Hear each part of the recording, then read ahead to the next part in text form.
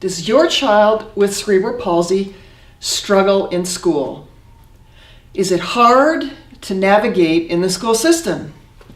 I'm Dr. Judy Gooch, and I'm here today to help your child do better in school.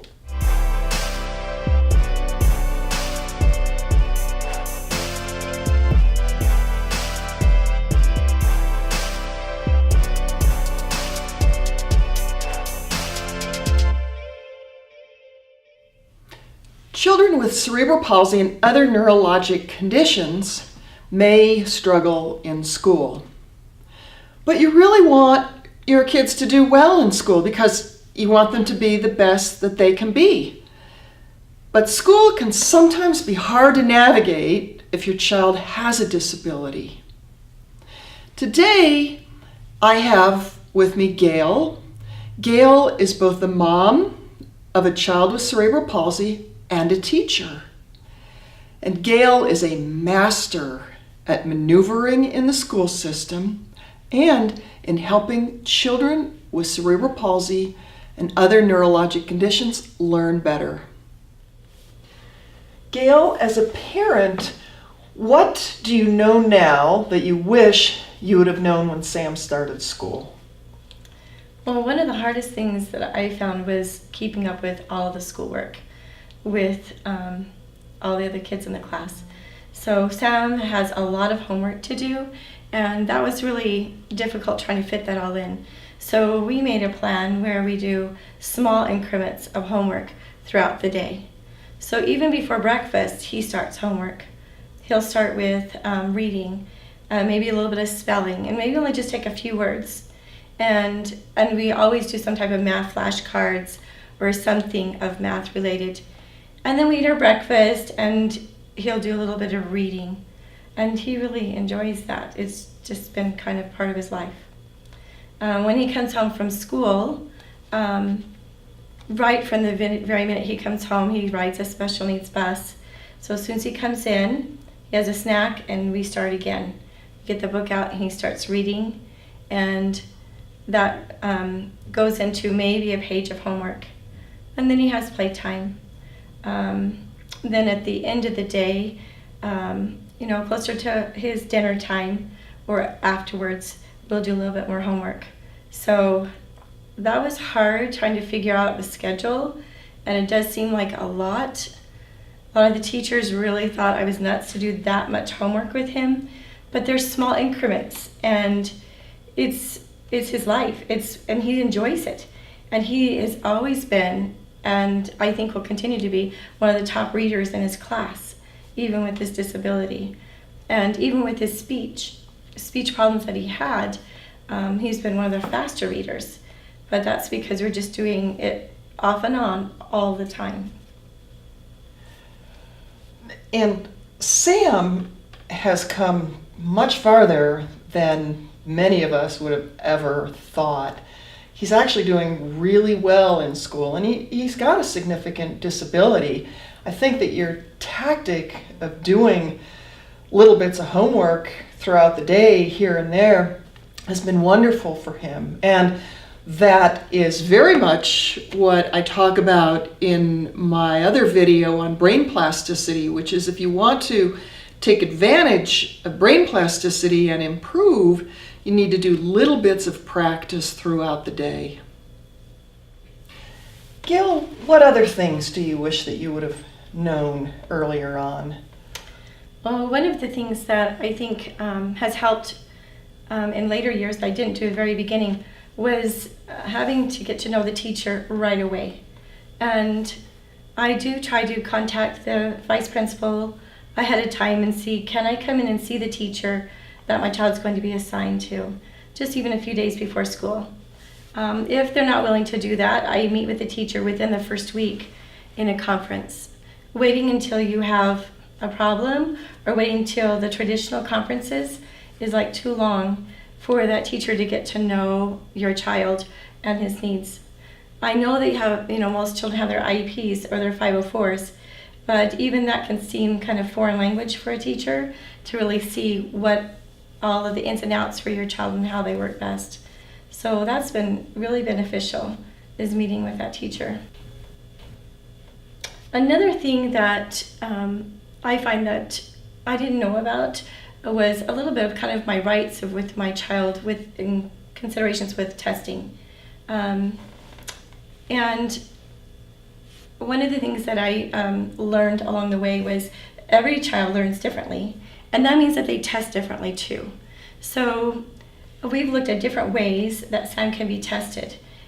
For example, like even this spelling test, and not just a teacher standing up there and giving the spelling test and him trying to write them or put them in his iPad. But we have found that what worked best for Sam was having an aide take him outside of the classroom and doing verbal, oral type spelling tests and also written. And then we've even compared the two. We did even do a little bit of data to see what was happening, what was best, and we found inside the classroom that was a little bit too much going on when he's taking the test. And after we did that, we went from, his spelling tests were averaging 30%, and then they started averaging 90 to 100% every week. Wow. So, and that was just those little tweaks of how to test. So we've used that same strategy with other testing, and not just depending on the traditional way. Even with the adding and subtracting or all of their problems, these type of children, they have to learn not only how to write down a problem. With testing, they have to learn how to tell the aide how and when to write down a digit, when to draw a line, when to put a plus sign, division line. So testing is very different and a lot more challenging than any other child in the classroom. Also, knowing that, sometimes it might be worth it to opt out. How much is that test going to help him? How much anxiety is it going to give? And what is the test going to reveal? So sometimes we've even opted out of some tests if it wasn't in his best interest. So again, you're not only the parent of a child with a disability, but you teach children with disability in the school. You're a teacher. What are those things that are important for teachers to know about kids with disabilities? Well, I think from the very beginning, it's good to know what the child's likes and dislikes are, or their interests. What things motivate your child. Because the child's going to be in a different environment, sometimes they might need some motivation to want to learn in the classroom. So getting to know them and knowing what type of toys they like or what their interests are, those will be helpful for the teacher, even with some incentives for the child. Also, having the child get to know the teacher before the school begins, I think has been a plus for me. So I've actually called the parent and asked them if they can bring their child in before school begins so that they can see the classroom, so they can see where their desk is at, so they can see, what the procedure is of getting to their classroom. Because on that day that school starts, it's pure chaos, Kids are so excited, and sometimes that's just a little bit too much for a special needs child. And it just starts that relationship earlier. So that trust from the very beginning the child has with the teacher, which is going to be so needed. Gail, where can a parent go for assistance if they feel like the teacher or the school or the program is not meeting their child's needs? Well, to start with the teacher. Because sometimes it's just a really misunderstanding. And starting with the teacher, because they're the ones that are going to be taking care of your child the most. If you find that that's not working, the 504 director usually is the vice principal, so that's another one to start with. And then again the principal. Another resource at the school that I think some people don't take advantage of is the psychologist or the counselor, because they work closely with the teacher to maybe give them some tools that are helpful for the teacher with the child. So that's another avenue. There is as well a 504 director at the district, and so they take care of special needs disability children. And so that's another spot that you might need to go if you feel like within the school that's not working.